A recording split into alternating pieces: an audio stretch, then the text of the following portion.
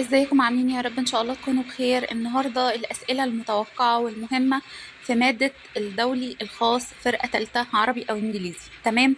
طيب قبل ما نقول الاسئله المتوقعه او المهمه لازم نركز على بعض النقط. اولا لازم يكون خطك كويس.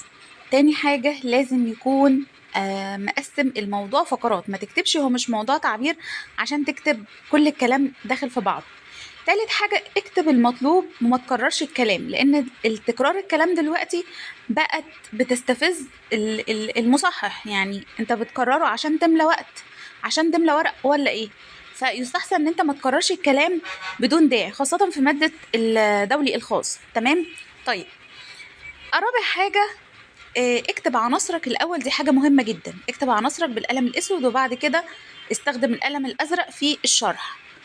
خامس حاجة ما تحاولش ان انت تعمل علامات مش مفهومة وممكن تكون بتميز الورقة عن غيرك. يعني مثلا ما اعملش اقعد اسطر تسطيرة معينة ومثلا واستخدم القلم الاخضر واستخدم القلم الاحمر، لا ما ينفعش. هو القلم الاسود عناصر والقلم الازرق هتكتب الاجابة والتسطيرة بتاعتك بالقلم الرصاص. تمام. ما تحاولش ان انت تعمل علامات زيادة لان ده بتعتبر كأنك بتعلم الورقة، فده ما ينفعش. تمام. طيب نبدأ بقى بالأسئلة المهمة. تكلم عن سلطة الدولة بشأن تنظيم مركز الأجانب. الأسئلة اللي أنا بقول عليها مهمة جدا جدا، دي إن شاء الله ما ينفعش يخرج عنها الامتحان. طيب ده هام جدا. تنظيم قبول الأجانب في إقليم الدولة هام جدا. خروج الأجانب من إقليم الدولة هام جدا. الحقوق التي يتمتع بها الأجنبي حال إقامته في مصر هام جدا جدا. تكلم عن المركز القانوني للأشخاص الاعتبارية الأجنبية، خاصة الأسس التي تبنى عليها جنسية الأشخاص الاعتبارية، ده مهم جدا البند ده. طيب تكلم عن الدولة المانحة للجنسية كأحد أطراف رابطة الجنسية، مهمة جدا. تكلم عن الزواج المختلط كسبب للتجنس، هام. هنا نستوقفني حاجة، خد بالك.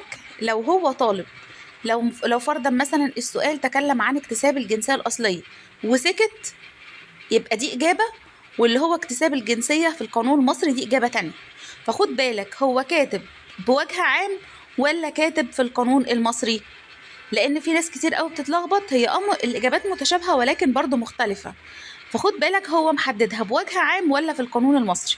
طيب السؤال اللي بعده تكلم عن فقد الجنسية بالتغيير كأحد أسباب لفقد الجنسية، هام جدا. تكلم عن فقد الجنسية بالتجريد، مهم جدا جدا. تكلم عن أسباب تحقق ظاهرة تعدد الجنسيات وصورها، مهم جدا. تكلم عن كسب الجنسية المصرية الطريقة بالزواج المختلط، مهم جدا جدا. تكلم عن خيار الاسترداد لاكتساب الجنسية المصرية، هام جدا. تكلم عن الأسباب الإرادية لفقد الجنسية المصرية، مهم جدا جدا برضه. طيب آخر سؤال تكلم عن الفقد بالتجريد في التشريع المصري، ده مهم جدا جدا. تمام. طيب ناخد بالنا من النقطة اللي أنا قلتها دلوقتي، إن هو بيتكلم في وجه عام ولا بيتكلم في القانون المصري. طيب إيه كمان من النقط اللي أنا برضو عايزة أضيفها؟ أغلب الامتحان بيكون نقطتين، يعني السؤال متكون من جزئين. زي مثلا إيه؟ تكلم عن اكتساب الجنسية الطارئة مقارنة مع الجنسية الطارئة في القانون المصري. تمام، اللي هو سؤال مركب يعني.